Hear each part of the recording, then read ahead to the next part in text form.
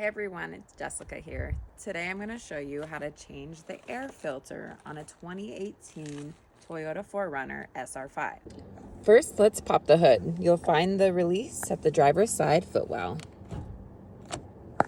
Open the hood, slide your fingers under. There's going to be a latch here that you're just going to pull towards the left. Next, locate your air filter box. In our case, it's in a black rectangular box on the passenger side of the engine bay. Undo the clips.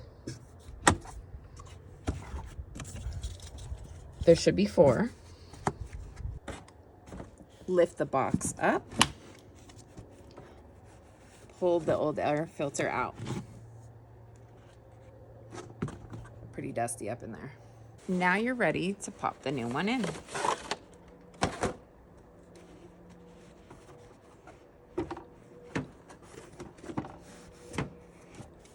Line your box back up.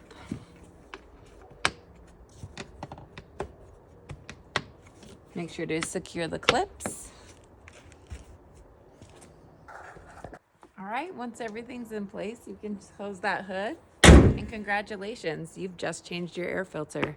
Now your engine can breathe easier. Before we wrap up, I do want to talk a little bit about cost.